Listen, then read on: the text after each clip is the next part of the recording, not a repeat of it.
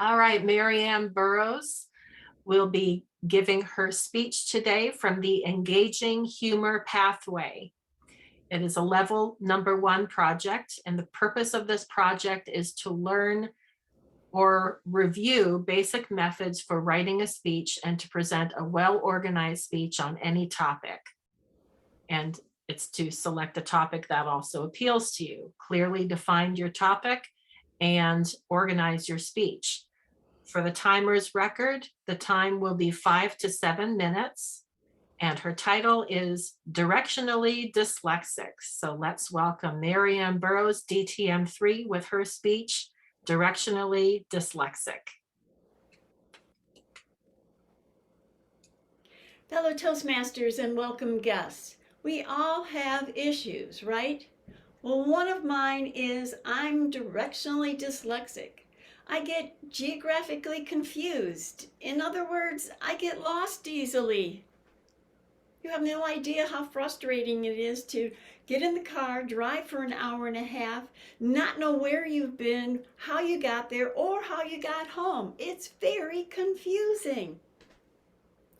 Now, some people say the first step to recovery is to become aware that you have a problem. Well, I've been aware that I had a problem since I was a small child. But one day when I was driving, I got to an intersection and I had to decide between turning right or left. And I realized that I always choose wrong. So I began to call myself directionally dyslexic. Now, if you've ever known of anyone who's dyslexic, when they look at a page of words, all the letters get all jumbled up. Well, when I drive or have direction issues, it's because my head gets all jumbled up with directions. One day, I decided to Google directionally dyslexic. And believe it or not, there actually is such a thing. And there were thousands and thousands of stories of people who had experienced much like the experiences that I had.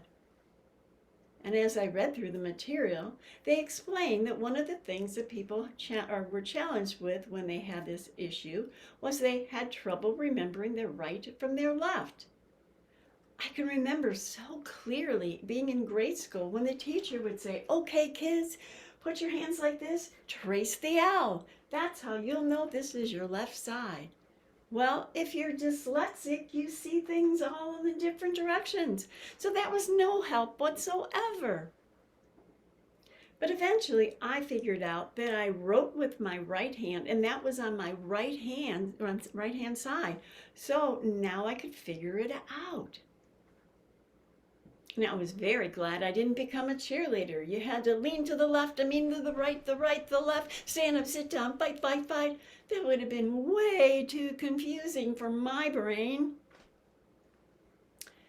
And I figured out what little tiny babies lying in the crib, what they're thinking about as they stare intently at their hands for hours. They're thinking, is this my right hand or is this my right hand? Is this my left hand or is this my left hand? Now I can remember when my dad was trying to teach me how to drive. He would have me drive to the local mall where I had a job. And when my shift was over, he'd come and pick me up. I'd hop in the car, check the mirrors, turn on the ignition, put my hands on 10 and 2, and I would turn to my dad and I'd say, "Okay, Dad, where are we going?"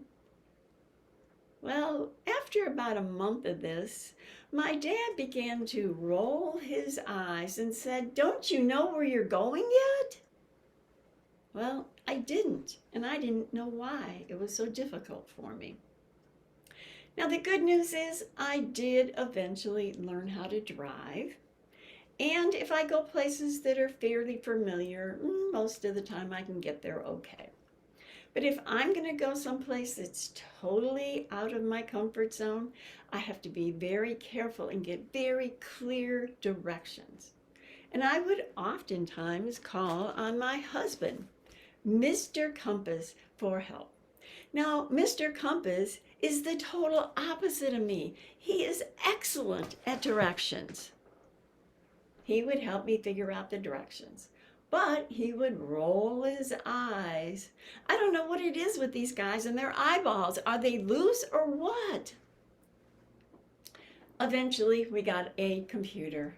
And just like magic, I could push a button called Google Maps, type in where I was, where I wanted to go, push another button, and out would come the directions with line by line directions. And I would make them in nice big letters, place them on the front seat so I could figure out where I was going. Eventually, I got a GPS. Oh, it was so exciting to be able to get to where I wanted to go just by pushing on the button in the GPS. But I have to say, I was a bit disappointed when I arrived at my destination that first time, because she said, "You have arrived at your destination." Well, I was hoping someone would say, "Yay, you did it, fantastic, you go, girl." But at least I got to go where I needed to go. We now know we have phones. All you have to do is say, "Siri, take me to," fill in the blank, and Siri starts spitting out directions. Except for sometimes she gets kind of messed up, because you see, instead of saying right or left, she'll say, "Go north." Well, I know my right from my left now, but I don't know north. What good does that do me?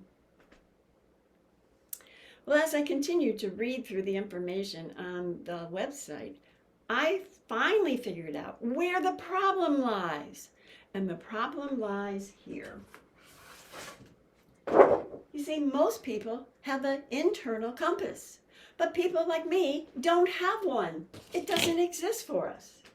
And they explained it was similar to someone who was colorblind. Someone who's colorblind can see, they're smart, but they don't have receptors that pick up certain colors. And they also explain that oftentimes that it's similar to when somebody's blind. If you don't have this internal compass, you have other senses that heighten, like you do when you're blind, your hearing might heighten. And the people like this are often more sensitive, more intuitive, and very creative. And they explain that certain people like Thomas Edison, Henry Ford, and even Walt Disney had this issue.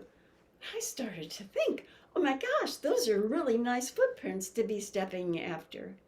So I've decided, instead of giving energy to what I don't have, I am going to give energy to what I do have. And who knows, maybe, just maybe, one day, I will invent the internal compass transplant. And I will help people get from here to there without getting lost. Madam Toastmaster.